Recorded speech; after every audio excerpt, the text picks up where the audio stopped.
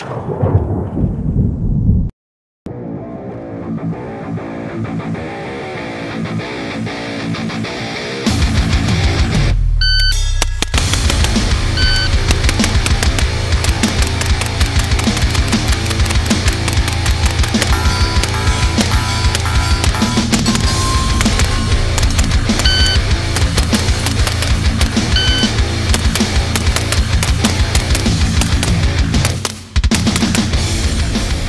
everybody, Aaron Cat with Sage Dynamics, and this is the B&T USA APC9 Sd Pro.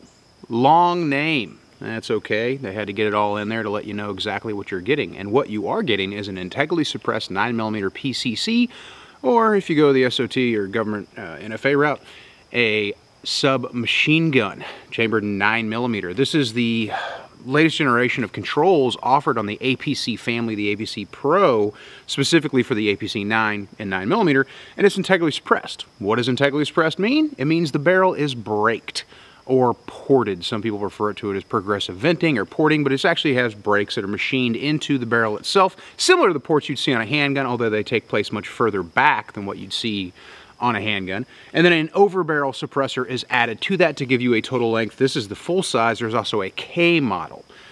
As far as the Pro itself goes, you've got ambi controls, you've got replaceable grips, so if you wanted to take this off and add like a mag pull or something like that, you could do that. Ambi safety selector, ambi bolt release, ambi magazine release, ambi non-reciprocating charging handle. Many years ago, I did a review on the APC9. In fact, I still have it and I still love it. And to be perfectly honest, I don't need the features of the Pro because I fell in love with the features of the APC. In my opinion, from that video and then almost 13,000 rounds later on that firearm, I'm of the opinion that it's probably one of, if not the best submachine gun / PCC ever made, which is a contentious topic. The Swiss build a good gun. Their fastidious approach to machining, engineering, and ergonomics leads us to have, well, quality firearms, but for a price. So I've been wanting one of these for quite some time, and they're very hard to find, as many of B&T products can be, for various ridiculous ITAR importation, manufacturing, point of origin rules and regulations that we have to deal with in the world of firearms. I was finally able to hunt one down, so I went ahead and bought it as soon as I saw it and got it in and decided to put it through my 2,000 round review process. Now, I was going to try to be as objective as possible, but really what we're reviewing, I mean, it's the whole gun. I already have prior experience with the APC9, but this is the APC9 Pro. So going through it, I was going to see if there were any significant differences between the two, but mainly I'm focusing on the actual integral suppressed nature of the firearm. For the review process, I went ahead and threw on a ScalyWorks mounted MRO, quality optic, and I didn't need anything magnified or anything like that. Threw a Surefire on it for any kind of low light I was going to be doing. It comes with backup sights, which I zeroed, folded down, and probably won't use very often, if at all, in the future, unless my red dot goes down, because if I'm going to work on iron sight proficiency, I'm probably not going to use something like this, although it is fun to shoot with them. It's not something I want to do, and that's why they're backup sights. If you're not familiar with my review process, it is 2,000 rounds. First 500 rounds, I'm just going to get, well, familiar with the gun. Initially, what I used to do is what I call the burn down. If you've been watching the channel for a while, you're a subscriber, you know that the burn down is 500 rounds as quickly as possible. But I changed things based on the way that I was reviewing optics because of the drop tests involved. So for the purposes of this review and the purposes of every review going forward, I do the burn down second. So the first 500 rounds is just a getting to know you phase. Time spent, getting acclimated, if you will. But a lot of the controls carry over from the APC. The Pro doesn't have a lot of differences. One thing I immediately appreciate is those non-reciprocating charging handles that are ambi, so it's not I have to switch it. Even though I'm not really going to manipulate the gun from the other side very often, it is nice to be able to do so. And then I've got an ambi bolt release, ambi magazine release, ambi safety selector. The ambi safety selector, not really something I've ever really needed. Even when bumping the rifle over to my left side, it's not something I was like, man, I wish I really had that, because I learned how to do it without it, and that works just fine. And ambi selectors make me a little nervous in the fact that when your hands off the gun, they can brush against your gear and sweep off the safety. That's why usually with a right-hand safety, when I'm going completely hands-off, I'll outboard the rifle so the safety points out, so that can't happen. But I will say, throughout the 2,000 rounds, just doing manipulations, transitions, things like that, there wasn't an issue I really had, because they are pretty Well, they're just right. They don't stick out so far that you have that big of a concern, but it is something you need to watch for. Shooting 115, 124, 124 plus P, first 500 rounds, and throughout the review process, it's the ammunition I'm going to be using. The controls are exactly what I expected them to be. One thing that some people are aware of, especially APC owners, or it's been put on the internet and usually exaggerated or made to be worse than a problem it is, but it's something I don't notice on my APC9. I do notice on my APC9 Pro, and the fact that I'm using B&T's magazines versus the Glock lowers. I like the B&T mags, even though they're controversial to some people. I like that stick mag. However, because this thing is integrally suppressed, it's not just something I put a suppressor on occasionally, even though I shoot suppress as often as I can if I'm going to be shooting. A lot of that buildup, that blowback that comes back in the chamber, those excess gases that are left in the gun versus going out the front, cause some significant annoying magazine reloading issues. I'd go to bolt lock, and then I'd go to strip the mag, or I'd go to drop the mag and then strip the mag, and the mag would be like, nah, I'm gonna chill here for a while, and I'd have to give it a big tug and it'd be like, oh, all right, I'll come out. So it killed some what would have been otherwise sweet reloads on some of the drills I was doing, and that's pretty frustrating. It wasn't a consistent problem. It was an inconsistent problem, which to me is more aggravating. I would rather have a problem be consistent so I can identify it, rectify it, remedy it. The only real way to avoid this issue is clean, especially because this thing is integrally suppressed. If I'm going to be using those magazines, and these are the mags for this gun, it's something I definitely want to make sure that the magazines themselves stay clean so I don't have that extra particulate carbon soot buildup. And that's one of the things that we experience with integrally suppressed or firearms that we put suppressors on a lot, is we get a lot more unnecessary business coming back into the chamber, which can affect magazines. And because it's polymer on polymer, unlike metal on polymer or metal on metal, the tolerances are super tight, and it's reflected in the fact that sometimes I have to do some pretty significant yanking to get that mag out. Another issue I did identify, and this was in the first 500 rounds, is usually they went hand in hand. If the magazine would stick, I'd reload, go to hit the bolt release, and the bolt release would be like, nah, dog, we ain't doing that. So I'd have to press down unnaturally hard on, I'll admit, a somewhat awkward button to get the bolt to go forward and continue my, what would have been, sweet par time. So after that first 500 rounds, we get into the burn down. Burn down is 500 rounds as quickly as possible. Mainly to see if I can identify any issues that I wouldn't notice with the same round count over a much longer period of time. So 4 minutes versus 4 days, 4 weeks, 4 months, 4 years, depending on what your schedule of fire is. Here's your burn down.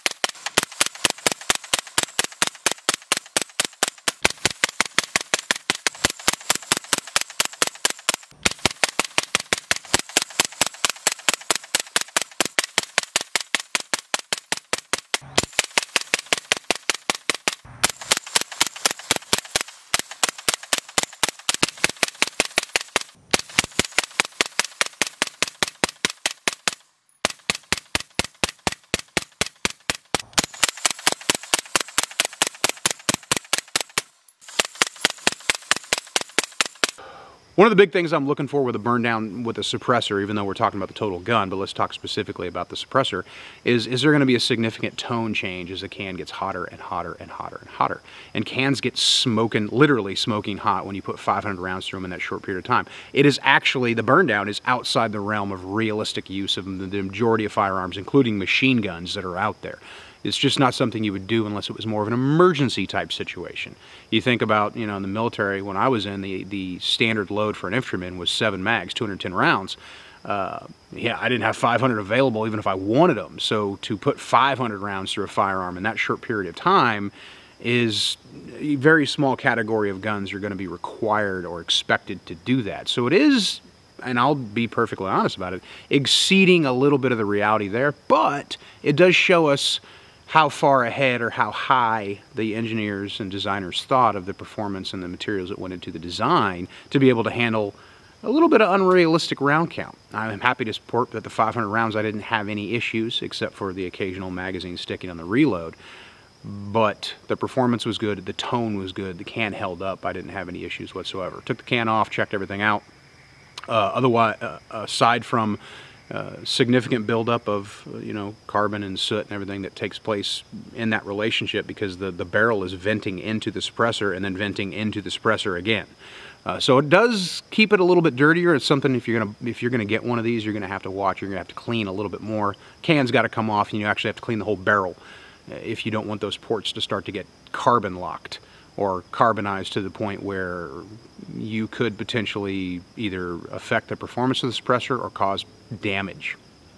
The next 1,000 rounds was almost all 115 and 124. I had some plus P in there, but honestly I don't see a significant difference. The big question, of course, one of the big questions is the appeal. What's the deal with integrally suppressed firearms? Well, in regards to 9mm, the granddaddy of them all, the MP5 SD, was so celebrated and so pursued by certain initially military units and then some law enforcement agencies, whatever, because it took supersonic ammo and it made it subsonic. And there is a small niche need for something like that, especially if you're in, say, the military, when they're like, hey, this is the bullet you get. And you're like, but we want something quieter. And they're like, nope, this is it, 115 NATO, take it or leave it. No, take it, because you don't have a choice to leave it. So being able to integrally suppress a firearm can potentially bring that muzzle velocity of that 115 or that 124, whatever you happen to be shooting, down to subsonic. And subsonic is super important if you're trying to be super quiet. So the question is this thing going to be able to, is the B&T APC9 Sd Pro going to be able to take 115, 124 and make it subsonic? Well, I threw my magneto speed on it and I shot some 115 grain and some 124 grain, and here is your feet per second. You see the 115 grain, that's under our supersonic threshold, and the 124 grain is also under our subsonic, or our subsonic threshold. So it does what it should do, because I gotta be honest, an integrally suppressed firearm is cool. It does have a much smaller application than one that's a little bit more versatile, because if you put subsonic ammo in this thing and it's gonna make it subsonic, not something I'm really going to do. So it is nice to be able to throw 115 in there, and just for hearing's sake.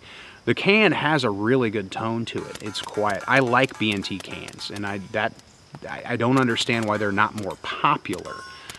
Every B&T can that I've used thus far has performed well or has exceeded my expectations.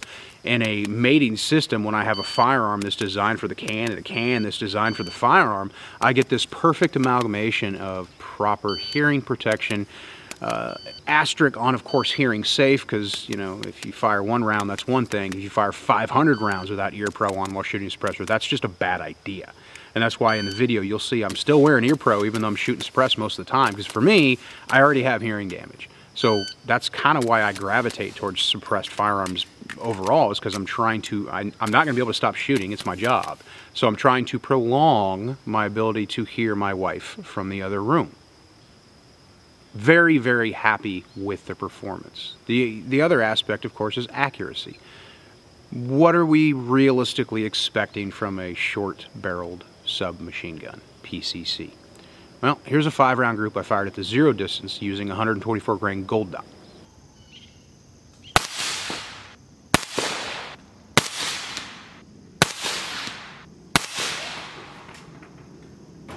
This is pretty much what I expected from B&T. All the B&T firearms I have are very accurate, and this is no exception. 25 yards is a zero distance, 5 rounds. I'm pretty happy with that group. The gun overall just performed. And you can reach out pretty far with a 9mm, although it's not something you see people commonly do, but I'm able to shoot, you know, steel out to 100 yards, no problem.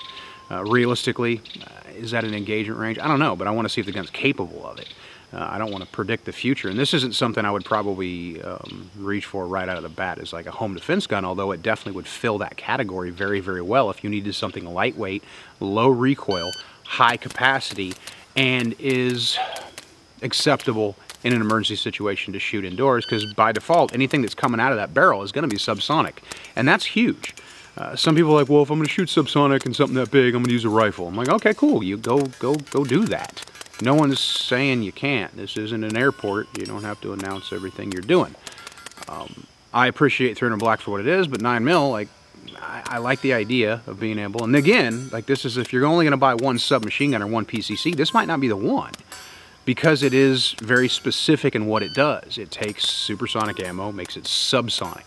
So it's not as versatile as maybe a B&T APC9 Pro. So if you're going to get the SD, you are marrying yourself to the concept and the idea and the reality of everything that comes out of that gun is going to be subsonic. And if you put subsonic ammo in it, it's coming out subsonic, also known as the bees.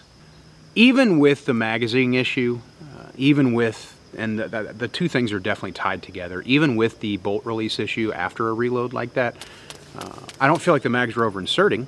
I just feel like there was buildup because all the extra nonsense that was coming back in the chamber based on just the way suppressors work. It is a direct blowback gun, so you're going to get more stuff coming back into the chamber when it's integrally suppressed than you would otherwise. Because in my APC9 that isn't integrally suppressed, I only have this problem occasionally and only when I'm running high round counts when it's suppressed. That is a small issue. It's not detracting at all from my overall happiness with the performance of the gun, the features, the controls, the, well, engineering, construction, and quality that went into the gun. I'm really pleased with the way everything came together with this. The magazine issue, yeah, it kind of sucks. I would probably, or actually I say I probably will in the future get one of the Glock lowers and see if it solves that issue. But even then, this is something I can learn to accept because everything else, every bit of performance otherwise, every other feature from the gun makes me so happy that I'm like, that kind of sucks, but I'm willing to accept it. I'm willing to live with it because of the performance I get from everything else and how the gun just makes me feel. I love this thing. And I know people are going to ask, is it your favorite? Is it better than this? If you could only have one, all those hypothetical or situational or emotional based questions. This is the gold standard. I've always felt, since I got my very first B&T, that they are the gold standard for submachine guns. Granted, this is not technically a submachine gun because it's not select fire yet. Having an SOT does have its perks.